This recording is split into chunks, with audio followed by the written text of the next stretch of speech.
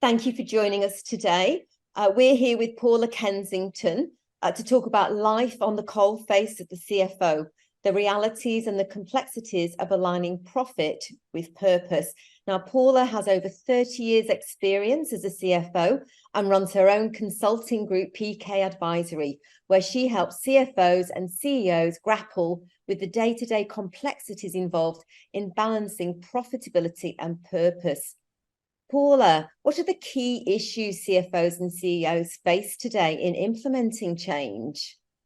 Yeah, it's a great question, Deb. And I think there's so much change in the world and in our business world that I think some of the things that are stopping the CEOs and CFOs is actually the overwhelm, the amount of change, because we've got change from disruption and innovation and digital, and how do we think about, moving through and upgrading and optimizing all of our digital platforms and IT issues. We've got staff issues, we've got marketing issues. Everything's changing, and now we're adding on this additional request around how do we be more sustainable. So it's probably just another thing that the CFO for sure didn't really have time for, and now it's like one more thing, which is huge. It's not just a small additional thing to tack on to the everyday life of a CFO. It's fundamental to changing the whole of our business.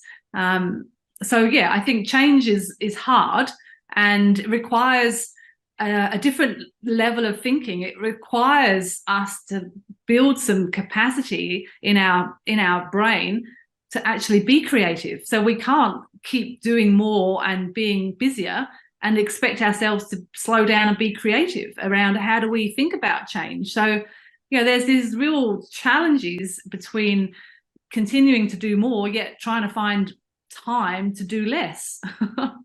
Yes, absolutely. Do you think that the current sort of the way of doing business, the sort of current business models, do you think they have a part to play? Do you think they're flexible enough to allow change, as you said, because it impacts on all the different areas of the business? Yeah, I think the business models are really out of date, and I think up until this time, I've certainly seen 20 years of tweaking different inputs in a business model to get this, to get the same. How do I get the same result? How do I get that $10 million that I expected to get? What am I going to tweak? And it's no longer about tweaking. It's actually about starting again. And so I think the business model needs to be redrawn. I think reviewed. We're out of time for review. I think it's got to be redrawn. And there's other business models out there. There's the circular business model. There's things like a collaborative business model. There's different ways of doing business. And I think we've got to start, even if it's not in our whole of business, we've got to start with pockets of our business operating under a different business model.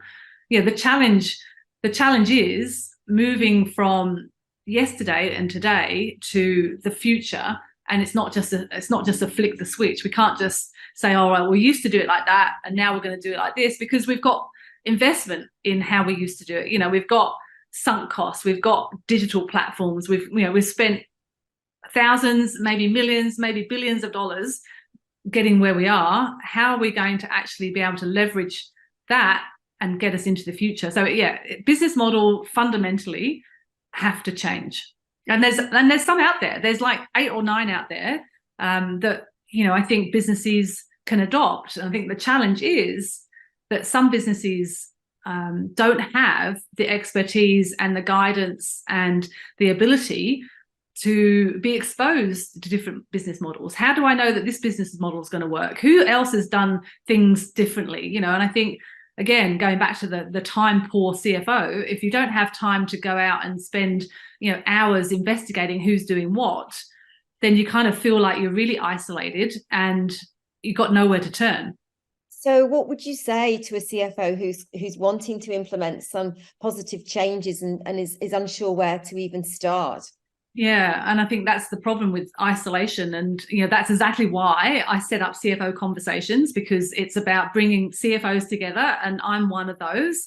around how do we do things differently. So that knowledge sharing. There's also, CFO roundtables that I'm hosting, and then there'll be other ones that other people are hosting, and CFO conferences. It's really about getting engaged and being open enough to come along and say that I don't know.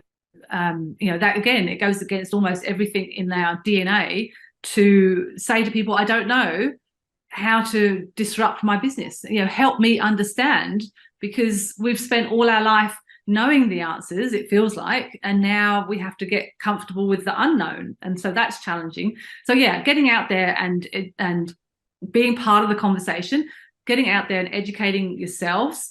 A lot of businesses don't have auditors because they're in that small, medium-sized category where they don't have a reporting requirement to have auditors, or certainly have the big auditors.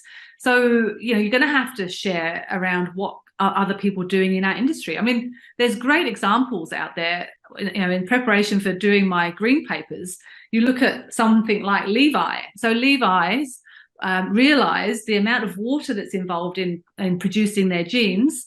They got together with their 9 competitors and they said, look, we've got a global problem with water scarcity and water security. How do we together create a pair of jeans using less water? So that was a collaborative model. They saw a business, they saw a global challenge and brought their competitors together so that they can solve and innovate to solve the problem. So I think we're moving away from a competitive environment to a collaborative environment, because we can solve the problems together, but some people are so entrenched in this competition that, they can't let go of the fact that I don't want to work with my competitors to find a solution to my business problem, but we're going to have to. Yeah, so it's actually thinking, it's moving away from the past and embracing a whole new way of doing business.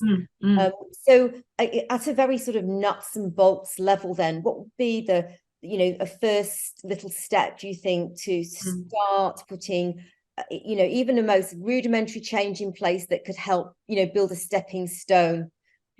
Follow, an example like Levi's, for example. Yeah, I think having a conversation is probably the first thing that CFOs can do. Have a conversation with the leadership team, with the founder, with the shareholders, whoever it might be. Have that conversation, because it's either disrupt or die, and it might sound a little crazy, but that's where we are. We know that if we don't change our business, we won't have a business. So we have to make a change, even if that change doesn't feel very palatable in the first 12 months, because it requires a lot of change, or maybe new investment, or maybe not the profits that we expected. So have a conversation and start setting the expectations.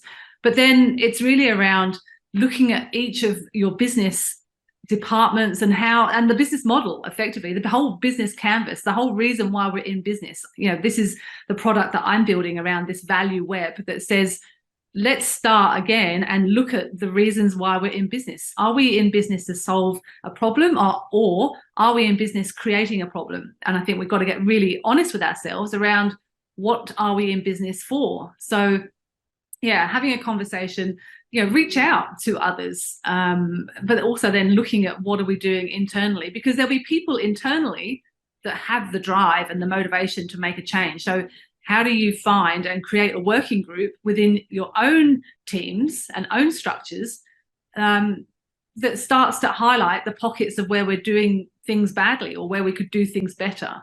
So I think making a start in those ways would be, a real tactical start. That's such great advice, Paula. Thank you so much. It's been fascinating. Just the start of a very interesting subject to unpack. If you're interested in learning more about you can implement positive changes in your business, then have a read of Paula's green paper.